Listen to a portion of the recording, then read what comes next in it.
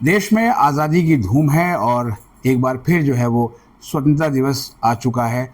जब भी देश में आज़ादी की बात होती है तो लड़कियों की बात भी होती है। तुम लड़की हो, ऐसा सोचा जाता है और माना जाता है कि लड़कियां जो है वो समाज में बहुत कमतर हैं। हम मौजूद हैं इस वक्त ड्यू के मिरांडा हाउस कॉलेज में, जो कि लड़कियों की शिक्षा के लिए एक बहुत जाना पहचाना नाम पूरी दुनिया भर में है। और आप स्क्रीन पर देख रहे हैं, मौजूद हैं प्रोफेसर विजय लक्ष्मी नंदा, जो कि प्रिंसिपल है मिरांडा हाउस की, और उनसे जानेंगे कि कितना बदला है समाज लड़कियों के लिए। स्वागत है मैम, और बहुत बधाई आपको स्वतंत्रता दिवस की। नमस्कार मुंजिल जी, आपको भी स्वतंत्रता दिवस का बहुत बहुत बधाई। लड़कियों का कॉलेज है मिरांडा हाउस, और ये भी एक बहुत अच्छी बात है कि डॉन ऑफ इंडिपेंडेंस में ये कॉलेज की जन्म जो है ये डॉन ऑफ इंडिपेंडेंस 1948 में हुई है। तो इसलिए हम कहते हैं इस कॉलेज को कि आत्मनिर्भर भारत की आत्मनिर्भर बेटियां इसी कॉलेज में आईं, और इसी कॉलेज को आगे बढ़ाने में भी उन्हीं का हाथ रहा। तो जब पहला एक कॉलेज इस तरह से बना जो डॉन ऑफ इंडिपेंडेंस में बना, तो एक तरह इंडिपेंडेंस, इंडियाज इंडिपेंडेंस और महिलाओं की जो इंडिपेंडेंस है, उन दोनों की कहानी का एक साथ एक कहिए कि आगे बढ़ने की बात इस कॉलेज की हिस्ट्री से आपको पता चलेगा। आपकी बात ये सही है कि अभी तक समाज में फिर भी लोग समझते हैं कि लड़कियां जो है वो इक्वल नहीं है, और ये गलत बात है। और ये सिर्फ भारत की बात नहीं है, हर जगह एक तरह का सोच होता है कि लड़कियां पीछे हैं, लेकिन लड़कियां कहीं से भी अलग नहीं है। लड़के और लड़कियां दोनों एक एक समानता के जो भाव है वो भाव की बात है। तो जो परिवार में जिस तरह की सोच होगी उसी तरह से बच्चे बड़े होते हैं, और मुझे यही समझ है। क्योंकि अगर भारत सरकार की आप पॉलिसीज और प्रोग्राम्स देखिए, ज़्यादातर आप अभी देखिए नारी शक्ति वंदन अधिनियम भी आ गया है, और हर तरह की जो प्रोग्राम है, और फिर हम विमेन एंड डेवलपमेंट और women as beneficiaries of development में हम आ गए हैं, विमेन लेड डेवलपमेंट में। और प्राइम मिनिस्टर मोदी जी का भी यही कहना है कि यही समय है, सही समय है। नारी शक्ति का एक पूरा एक प्रदर्शन, एक समझ, एक तरह की सोच बनी हुई है। लेकिन इसके साथ साथ अगर घरों में चेंज नहीं आए, परिवारों में चेंज नहीं आए, और जो आसपास के जो एक सोच है उसमें जो अगर चेंज नहीं आए तो वो चेंज नहीं हो सकता। तो समाज सिर्फ परिवार नहीं है, आसपास के लोग हैं, और लड़कों को हम कैसे बड़ा करते हैं उसका भी एक समझ बनानी पड़ेगी। क्योंकि हम लड़कियों को तो हर तरह की पाबंदी के बारे में बात करते हैं, लड़कों को नहीं बताते कि आपको किस किस तरह की पाबंदी रखनी चाहिए। बिहेवियर दोनों की तरफ से होना ज़रूरी है, और इसकी समझ कहीं कहीं परिवार, ऐसे मैं नहीं कहूँगी कि हर परिवार में इसकी समझ नहीं है, बहुत सारे परिवार में इसकी समझ अब आ गई है। कुछ परिवारों में सिर्फ बेटियां हैं, फिर भी वो उसको बहुत प्राउडली, जो पहले एक अंडरस्टैंडिंग थी कि नहीं हमको सन प्रेफरेंस है, हमको सिर्फ बेटा चाहिए, वो समझ भी चेंज हो रही है। लेकिन एक लीड भी है, एक आगे जाने की सोच है, और कहीं कहीं कोई पीछे भी एक लैग भी है। दोनों को एक साथ करने की एक जो एक अंडरस्टैंडिंग है, वो एजुकेशनल इंस्टीट्यूशन का बहुत बड़ा रोल है।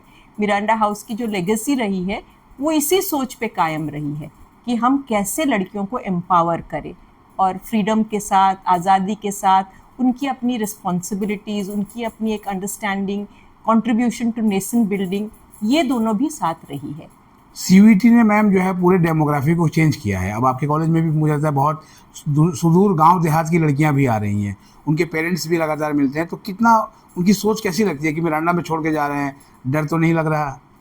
एक बात है कि हम लोग जो समझ रहे हैं कि गाँव में अभी आज़ाद सोच के लोग नहीं रहते हैं, ये गलत बात है। क्योंकि जो वो गाँव से उठ के यहाँ ला रहे हैं अपनी बेटियों को और यहाँ रख रहे हैं, उनकी समझ बन गई कि बेटी को कुछ बनाना है, और इसमें बेटी बचाओ बेटी पढ़ाओ का भी एक जो सोच है, वो समझ है, वो भी उनके पास गई है, जो गवर्नमेंट पॉलिसी है। और इसलिए आई बिलीव कि जब इंडिपेंडेंस डे के दिन भी प्राइम मिनिस्टर ने इसकी घोषणा की थी, बेटी बचाओ और बेटी पढ़ाओ के बारे में, तो ये समझ तो आ गई है। लेकिन जब वो आते हैं बड़े शहरों में और देखते हैं कि कहीं सिक्योरिटी की कमी हो, या उनको एक अलग तरह की डर रहता है कि लड़कियां यहाँ आएंगी, किस तरह के सोच और समझ में, उनके चारों तरफ जो डाइवर्सिटी है उसको कैसे समझेंगी, तो इस तरह की कुछ फियर्स, कुछ इनसिक्योरिटीज़ हैं। उसमें हम लोग खूब हैंड होल्डिंग करते हैं, उनको समझाते हैं कि एंटी रैगिंग कमिटी भी है, इंटरनल कंप्लेंट्स कमिटी भी है, जो सेक्सुअल हैरेसमेंट, यौन अत्याचार के खिलाफ है, उसकी सारी कमिटीज़ की समझ भी हम उनको देते हैं। सो लीगल मैं तो कहूँगी कि भारत की संविधान और उनकी जो लीगल जो हमारे सारे लॉज बनी है वो एक पूरा पैराडाइज है विमेन के लिए, लेकिन उसकी इम्प्लीमेंटेशन और उसकी सोशल एक्सेप्टेंस बहुत ज़रूरी है और इसलिए हम लोग सबको इस पे काम करने चाहिए। तो हम लोग इस इनसिक्योरिटी को दूर करने के लिए इस तरह की जो प्रबंध है, जो एंटी रैगिंग की है, जो एक अंडरस्टैंडिंग होती है यौन अत्याचार या मेंटल हेल्थ काउंसलिंग, इन तीनों I would call them the 3 pillars, इसको हम साथ रखते हैं। और कहीं कहीं आपको कल्चरली कॉन्शियस रहना पड़ता है कि कहाँ से आ रहे हैं, और उसके लिए आपको एक स्पेस भी बनानी पड़ती है, क्योंकि हर एक बच्चा जो स्टूडेंट है वो एक जैसा नहीं है, हर एक परिवार एक जैसा नहीं है, लेकिन एक कॉन्शियसनेस रखना बहुत ज़रूरी है। क्लास में बहुत ही रेडिकल बच्चे भी आ सकते हैं, बहुत उनको समझ एक अलग है फ्रीडम की, और एक स्टूडेंट ऐसे भी आ सकते हैं जिनकी समझ बिल्कुल एक कल्चरल कॉन्टेक्स्ट से रिलेटेड है। इस सब की समझ के लिए आपको एक मिडिल पाथ लेना पड़ेगा, क्योंकि यही तो सबसे ब्यूटी है इंडिया की कि एक क्लासरूम में अगर आप आ जाए, पब्लिक यूनिवर्सिटी दिल्ली यूनिवर्सिटी में आप अगर एक क्लासरूम के अंदर जाए तो आपको पूरी भारत दिखेगी, और and that's the most beautiful part. ये तो है मैम कि आपके कॉलेज में पूरा भारत दिखता है, लेकिन जैसे ग्रामीण क्षेत्र की जब लड़कियां आती हैं वहाँ भी सोच बदल रही है, लेकिन एक बहुत बड़ी सोच है जहाँ से हमने शुरू किया था कि तुम लड़की हो, अपने दायरे में रहो। तो यहाँ आज जब वो मिरांडा आती हैं तो किस तरह से उनकी सोच, उनके पेरेंट्स की सोच में बदलाव होता है? एक जो हम समझ लड़कियों में लाते हैं कि कोई भी दायरा आपके लिए नहीं है। जब आप खुद सक्षम बनो, खुद अपनी दायित्वों को समझो और अपने जो आज़ादी है उसकी सारी रिस्पॉन्सिबिलिटी भी समझो, और इसके लिए आपको खुद एक तरह की सोच और समझ बनानी पड़ेगी। यही स्टूडेंट्स हैं जो क्लासरूम में टीचर्स से समझते हैं, हमारे पूरे माहौल से समझते हैं, ये बात अपने पेरेंट्स के पास ये ले जाते हैं। जब ये बहुत अच्छा करते हैं तो यही पेरेंट्स उनको सपोर्ट देते हैं। हर समय आप पूरा माइंडसेट चेंज करने के लिए आपको कुछ तो दिखाना पड़ेगा, तो वो दिखाते हैं। मैं नहीं चाहती हूँ कि ये यूटिलिटेरियन हो जाए कि लड़कियाँ सिर्फ अचीव करके ही लोगों को कुछ दिखाए, क्योंकि जो संवैधानिक अधिकार है वो लड़का लड़की सबके लिए समान है।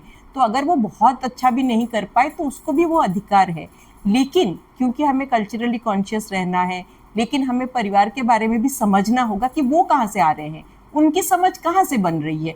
तो आप हर चीज़ में एक पूरा ब्रेक नहीं कर सकते, तो उसमें आपको एक स्पेस बनानी पड़ेगी डायलॉग की। हम देखते हैं कि ये स्टूडेंट्स जो है यही अपने माँ बाप से डायलॉग करते हैं, और कभी कभार अपने माँ बाप को साथ ले आते हैं कि मैम आप बात करके समझा दीजिए, आप इनको कह दीजिए। अभी आपको एक कॉन्टेक्स्ट बताती हूँ। एक स्टूडेंट आई थी, उसको कहीं और उसका जो नौकरी है दिल्ली से बाहर हो गया था, तो उसके पेरेंट्स बिल्कुल राज़ी नहीं थे कि नहीं दूर नहीं जाएगी, यहीं रह के यही कुछ बन जाए दिल्ली में। फिर हम उनको बुलाए, हम उनको समझाएं कि कुछ नहीं होता, वो पढ़ाई के लिए जा रही है। तो इस तरह की काउंसलिंग भी रेगुलरली आपको करनी पड़ेगी पेरेंट्स की, और पेरेंट्स को हर समय हम दोषी नहीं मान सकते, क्योंकि जैसे आपने देखा एक इंटरजेनरेशनल कॉन्वर्सेशन है, आप किसी और जनरेशन से हैं, मैं किसी और जनरेशन से हूँ, हमारी समाज एक नहीं हो सकती। लेकिन डायलॉग करने से और एक मिडिल पाथ लेने से, और दूसरे को कैंसल आउट नहीं करना है। अरे दादी नानी है तो उन्होंने भी अपने समय की बड़ी लड़ाई लड़ी, तो उनको पूरा कैंसिल आउट मत करिए, क्योंकि ये दुनिया अलग हो गई है। लेकिन कैंसिल आउट नहीं करके एक स्पेस बनाना, लेकिन कुछ चीज़ों के लिए ज़ीरो टॉलरेंस रखना है कि कोई हिंसा नहीं होनी चाहिए, किसी की इस तरह की पाबंदी नहीं होनी चाहिए कि वो सांस ही ना ले सके। और तीसरा चीज़ जो है कि आप किस लिए लड़ रहे हैं, कि आज़ादी किस लिए लड़ रहे हैं। जो कुछ चीज़ें नेगोशिएबल है, कुछ चीज़ें जो पेरेंट्स कहते हैं वो नेगोशिएबल है, वो आपके सुरक्षा के लिए बोल रहे हैं, उसमें आपको डायलॉग रखना पड़ेगा। लेकिन कुछ चीज़ें नेगोशिएबल मतलब नॉन नेगोशिएबल है, जो कि है कि आपको कोई हिंसा कर रहा है आपके खिलाफ, आपको कोई मार पीट रहा है और आपको अपने हिसाब से पढ़ाई नहीं करने दे रहा है, नौकरी नहीं करने दे रहा है, वहाँ तो इंटरवेंशन बहुत ज़रूरी है। तो मुझे लगता है कि एक तरह की समझ भी रखनी पड़ेगी, क्योंकि सोसाइटी जो है उसकी समझ बनाने के लिए आपको किसी को कैंसिल आउट कर देना कि ये बिल्कुल गलत है और ये बिल्कुल सही है, परिवार के अंदर ये नहीं चलेगा। आपको हर समय, मैं जिसको कहती हूँ रेस्टोरेटिव जस्टिस पे काम करना पड़ेगा। कुछ चीज़ों को समझना पड़ेगा कि वो किस कल्चरल कॉन्टेक्स्ट से आ रहे हैं, वो कहाँ से इसकी समझ बना रहे हैं, और फिर इस तरह से हम अपने स्टूडेंट्स को एम्पावर करते हैं कि प्यार की भाषा रखें, कंपैशन की भाषा रखें, हर समय एंटाइटलमेंट्स या राइट्स की बात ना करके ड्यूटीज़ की भी बात करें, लेकिन कहीं अपने खिलाफ कोई भी इस तरह का वायलेंस नहीं हो सकता, क्योंकि सब कोई, everyone is born equal and they are free in every way, and ये डिग्निटी और राइट्स उनकी हैं। तो जब मेरे पास डिग्निटी और राइट्स है तो दूसरे की भी तो डिग्निटी, राइट्स और इक्वालिटी है। हम दोनों तरफ से हमें देखना पड़ेगा, और कहीं ना कहीं पेरेंट्स के लिए एक स्पेस बनाना पड़ेगा, क्योंकि उन लोगों की उस तरह की पढ़ाई नहीं है या उस तरह की समझ नहीं है। कहीं कहीं वो प्रोग्रेसिव है, कहीं कहीं वो रिग्रेसिव है। दोनों चीज़ को समझना बहुत ज़रूरी है। तो क्या मैम आप ये मानती हैं कि ये सोच बदल गई है इस आज़ादी के मौके पे कि अगर हम लड़कियों को ज़्यादा फ्रीडम देंगे तो कहीं वो बिगड़ ना जाएं? मुझे नहीं लगता है कि ज़्यादा फ्रीडम कोई बात होती है। Freedom is freedom, there is no such thing as ज़्यादा फ्रीडम। ज़्यादा फ्रीडम का जो टर्मिनोलॉजी है वो तब आता है, या तो आप रूढ़िवाद है कि आप चाहते हैं किसी को फ्रीडम ना मिले, तभी आप कहते हो कि वो फ्रीडम जो है ज़्यादा हो गया, या तो उस फ्रीडम की कोई मिसयूज़ हो रही है, तभी उसको ज़्यादा फ्रीडम कहा जा रहा है। नहीं तो फ्रीडम तो एक इक्वल चीज़ है। देखिए, फ्रीडम के साथ ही रिस्पॉन्सिबिलिटी आती है।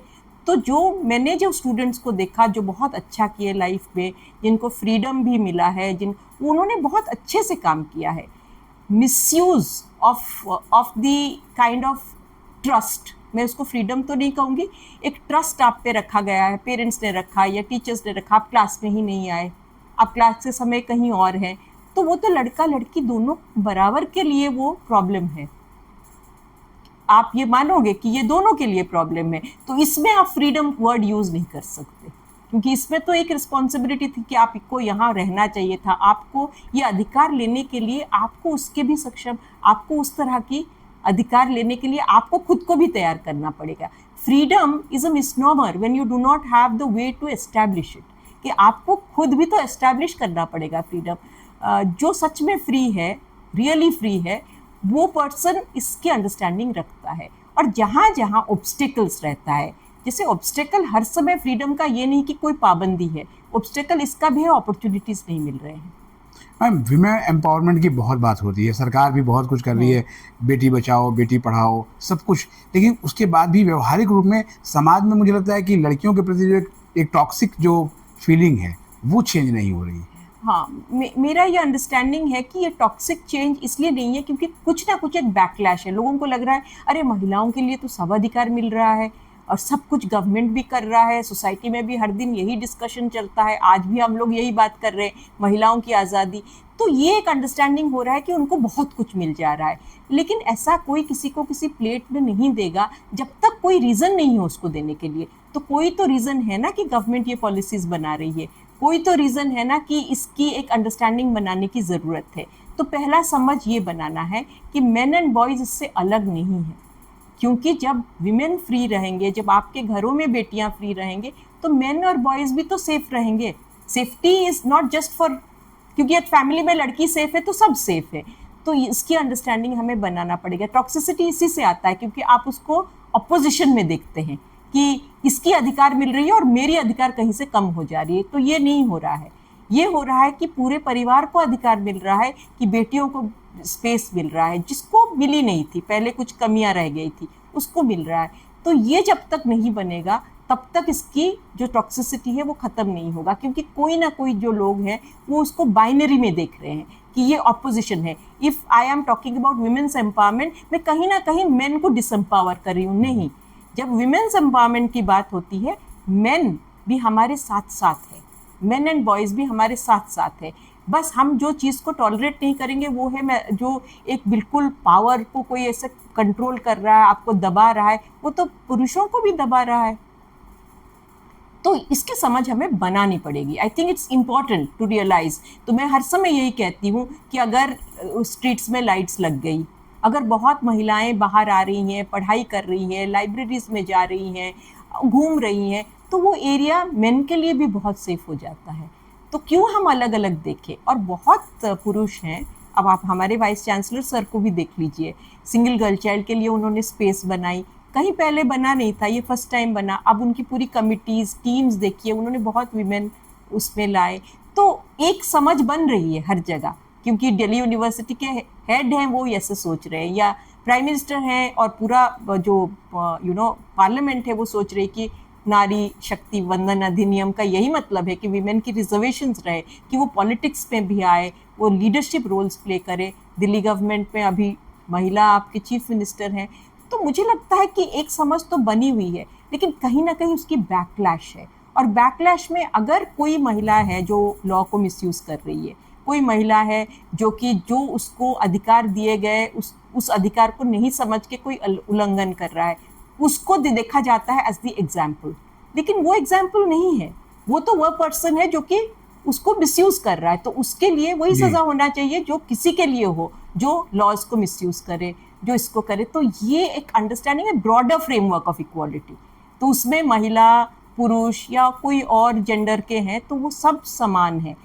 तो इसको समझ को बनाने के लिए इसके बारे में हर समय बात होनी चाहिए, लेकिन कहीं ना कहीं कोई भी टॉक्सिसिटी जो है उसको टॉलरेट भी नहीं करना चाहिए। जी हाँ, आपको लगता है कि जो बहुत लोअर मिडिल क्लास है, जो कभी अपनी बच्चियों को पढ़ने नहीं भेजा करता था, अब जो है वो परसेप्शन चेंज हुआ है। सिंगल गर्ल चाइल्ड कोटा की बात भी हुई, बहुत बड़ा नंबर आया ड्यू के अंदर और पूरा सिनेरियो ही चेंज हो गया है गर्ल्स की पढ़ाई को लेकर। तो आपको लगता है कि मतलब ऐसे लोग जो खुद नहीं पढ़े और उनके परिवार में लड़की है, खासतौर पर एक ही लड़की है, तो उसको पढ़ाने के प्रति वो बहुत ज़्यादा जो है सजग हो गए हैं? बिल्कुल सतर्क हो गए हैं, और वो भी नहीं है, वो सारे रिसोर्सेज उसी पे लगा देते हैं। परिवार में यहाँ परिवारों को मिली हूँ मिरांडा हाउस में, जो अपने ज़मीन जायदाद घर बेच के पढ़ाए भी। एक फादर मिले थे, उन्होंने अपना घर बेच दिया कि बेटी को मैं लंदन भेजूंगा, वो पढ़ के आएगी, यहाँ काम करेगी, वो पढ़ना चाहती है। तो इस तरह के फादर्स भी मैं मिली हूँ। लेकिन ये ज़रूर होता है जब इतना कुछ वो करते हैं तो समाज का एक बैकलैश उन पे ये रहता है कि लड़की को तो तुमने इतना पढ़ाया, वो क्या कर ली। तो एक प्रेशर पेरेंट्स पे रहता है और बेटियों पे भी रहता है। जी यही मैम जो है वो यही है कि लड़कियों को इतना क्यों पढ़ा रहे हो, उसे दूसरे घर जाना है। बिल्कुल। तो ये एक है कि वो एक लाइबिलिटी है, लड़की तो पराये धन होती है। इसकी जो समझ है, इसके लिए एक प्रेशर है पेरेंट्स पे और बेटियों पे भी है कि हमें कुछ प्रूव करना है। तो इसमें मैंने देखा है कुछ लड़कियां हैं बहुत अच्छी हैं, बहुत अच्छी पढ़ाई भी कर रहे हैं, लेकिन जब वो कोप नहीं कर पाते या अच्छा नहीं कर पाते, बोलते हैं मैम हमने अपने माँ बाप को बहुत हमने उनको लेट डाउन कर दिया, हमने उनको डिसअपॉइंट कर दिया, क्योंकि पूरी समाज उनको कहेगा कि ये फर्स्ट जनरेशन लर्नर थी, ये गांव से बाहर आई, आपने क्या किया, आपने क्या करके दिखाया, तो हमें दिखाना होगा। तो ये एक प्रेशर तो रहता है उस परिवार पे भी और उस बच्चे पे भी, और उसके लिए बहुत काउंसलिंग की ज़रूरत है, क्योंकि सब कोई तो बिग अचीवर नहीं बन सकता। जैसे होता है ना कि बेटियां कल्पना चावला या ये इस तरह की एग्जाम्पल्स दी जाती है, लेकिन हर बेटी का अधिकार तो है ना जीने की और कुछ बनने की। वो कुछ भी बने, वो अगर होममेकर भी बनना चाहे, उस पर ये दबाव नहीं होनी चाहिए कि तुमने कुछ अचीव नहीं किया। सब लड़की ट्राई तो करे, लेकिन उस तरह का प्रेशर भी नहीं होना चाहिए। तो ये जो है, ये समाज की सोच बढ़नी चाहिए इस पे, कि जो परिवार दे रहा है उसको इंसेंटिवाइज करना चाहिए, सेलिब्रेट करना चाहिए, और उस परिवार को शाबाशी देनी चाहिए। मैं तो कहती हूँ जो उस गांव से एक लड़की को निकाल के बाहर करते हैं, वैसे परिवारों को हमें बिल्कुल अवार्ड देना चाहिए। जी मैम, चलते चलते जो है वो स्वतंत्रता दिवस की पूर्व संध्या पे जो है वो आप पेरेंट्स और गर्ल्स को क्या संदेश देने जा रही है? मैं ये संदेश देना चाहती हूँ कि अगर देश आज़ाद है, आप भी आज़ाद है, लेकिन अपनी आज़ादी और अपने अधिकारों के साथ अपने दायित्वों को भी समझिए, अपने ड्यूटीज़, अपने कॉन्स्टिट्यूशनल गारंटीज़, और जैसे आपको अधिकार है दूसरों की भी अधिकार है, तो उनके अधिकारों का भी समझ रखिए। बहुत बहुत धन्यवाद मैम हमें समय देने के लिए और इस महत्वपूर्ण मुद्दे पर बात करने के लिए। देश आपको सुन रहा है। Thank you.